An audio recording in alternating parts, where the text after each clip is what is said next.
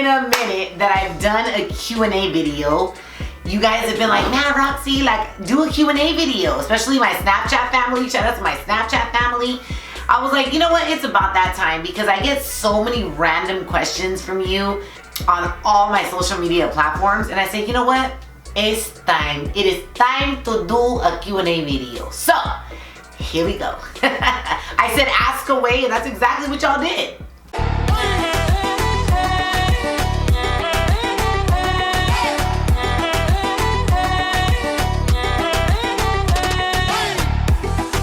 How do you keep yourself motivated with positive thoughts even when life doesn't go your way or with what's happening in today's world? Everything begins with your mindset. I always really pay attention to the first things that rush to my mind as soon as I wake up. Because every day is different, you guys. Yesterday is not like today. But more importantly, what is my internal dialogue looking like? And so I have been practicing positive affirmations since I was in my 20s. So it's kind of become normal for me to step into a space of gratitude. What am I doing today? How am I feeling today? If I'm tired, I take a nap. If I'm craving something, I enjoy it and I eat it. Some days I'm super disciplined, some days I'm not. And remember, you can always start your day over. Just because you're having a shitty day doesn't mean you have to have a shitty rest of your day. If you need to pause, stop, just say, you know what? Shake it off, practice your yoga techniques, shake it off. Like seriously, sometimes I look weird at people, but shake it off and start over again. What advice would you give to a woman in her early 20s that you wish she would have known? Maintain a good FICO score. Credit is so important in every decision you're gonna make in your life. When it comes to renting, when it comes to buying a home, when it comes to purchasing a vehicle. I don't think people emphasize and highlight the importance of what good credit really is worth. So I would definitely advise a woman in her 20s, stay focused on your credit. Make sure it's on point. What's something you miss doing as a child? I had a great childhood growing up, thanks be to God. But I miss just like the ice cream man. I miss playing hide and seek. I miss building ramps with my brother and just living a really carefree life. Because when you're a kid, you're always trying to grow up like so fast. When you're a kid, you want to be 18 and then you want to be 21 and then you want to be 25. And then once you start like hitting your 30s, you're like, holy smokes, like I want time to slow down now, right? I just really miss not paying bills and just living a carefree life full of just fun, adventure, hide and seek, freeze tag, tetherball, all those activities that I would play in the cul-de-sac that I grew up in. I miss those things. Do you want to have kids, small or a big familia? I've always been really, really cautious when it comes to like the whole baby, like getting pregnant and stuff. I've never been pregnant.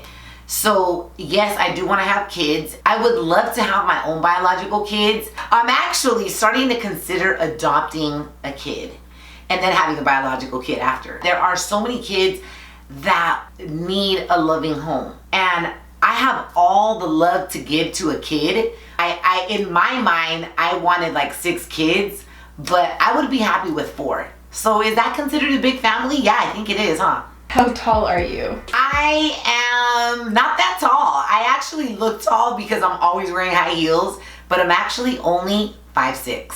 Yeah.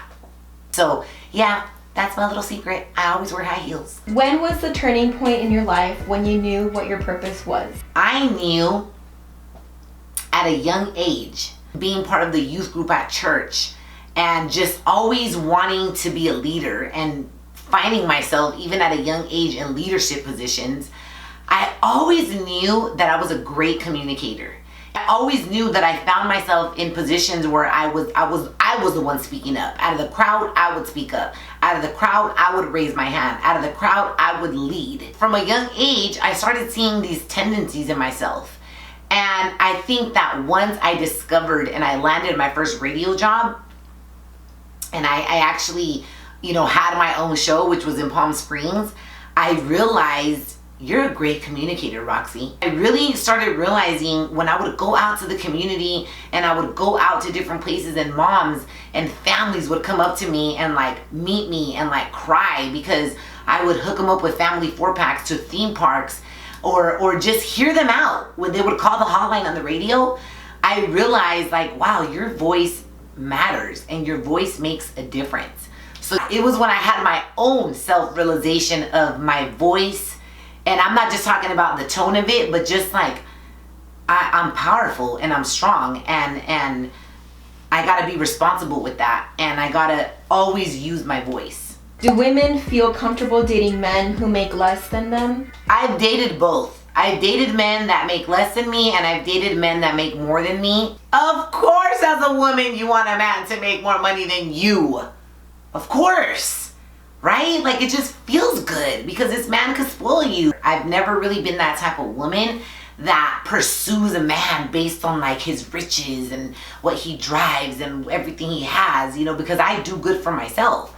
So I think that it goes beyond money in relationships, right? It's about a connection. It's about communication. I definitely just need a man that's gonna be ambitious, that's gonna hustle, that's gonna be strong in whatever he does. How do you prepare for meal prepping? I just ask myself, RaqC, what are you craving? And you know, some days I'm craving fish, some weeks I'm craving chicken, some weeks I'm craving ground turkey. And then I ask myself, what are my goals when it comes to eating, right? I grab everything that I'm craving, right? So I could get salmon, let's just say I get salmon and chicken one week. And then I put it with the side of how I like my vegetables, or what vegetables I like. Zucchini, broccoli, and then I add the sazon to it, and I just make a lot, and then I just lay out my trays. I love meal prepping because it's convenient, it's fast, it's quick, it saves you money, and it's really easy, especially if you love the kitchen like me. Tips to being more outspoken and just being more confident. You know what? I gotta really say, it's a gift. I've been like this since I was a little girl. You can ask my mom, you can ask my sister, you can ask my close friends. My outspokenness, I literally want to say it comes from, I want to just say it comes from like the women in my family. We're outspoken, we are bold, we are unapologetic. My confidence comes from me knowing who I am. This is your life. In the word your, there's Y-O-U, you. So what is your truth? What do you stand for? What do you desire? What do you want to manifest? When you get into that space of like, okay, this is my life, right? I have a saying in my kitchen that says, learn from the mistakes of others because you will not live long enough to make them yourself. And I literally love that because you can learn from other people, you can be inspired by other people, but this is your life at the end of the day. And one of the greatest things about life and about really true freedom is when you really don't care what people think about you. That's where your confidence is going to come from, is really standing in your truth, standing for something and saying, you know what? I'm taking my power back. I could care less what anybody thinks. More about fasting, eating healthy, and being dairy-free. Okay, so I have an entire video on YouTube on being dairy-free, so please go watch that video. One of the best things I did for my own health. Fasting to me, you guys, is more of like a relationship thing with like me and God and prayer. If you're interested in fasting, research it. The benefits of fasting, you feel light. You're clear-minded. Your spirituality grows because you're literally challenging yourself by removing delicious, savory things for human beings, which is food. How do you let go when you don't know how to, or when you are afraid? This can apply to letting go of a relationship. This can apply to letting go of a job. I will tell you this, it is so necessary. Why? Because you're already questioning it. When you have to question something, it's like dig deeper, right? One of my mentors always tells me that, dig deeper. Where is that coming from? Where is that uncertainty coming from? So letting go, there's a saying that I love. It's one of my mantras. Actually, it's not even a saying, it's a mantra. Let go, let God, right? Like, let it go and let him handle it. But letting go hurts. letting go is not easy. When you're afraid is when you probably should do something, because it's like, why are you afraid? Because you're about to enter this space of the unknown. If you let go, it has to get better. Sometimes you gotta do it if you want to get to the other side. Do other women intimidate you? I've never really been one to get intimidated by women. Even if the woman is more powerful, more prettier, more skinnier, all the things that women do to compare themselves, right? Because we all do it.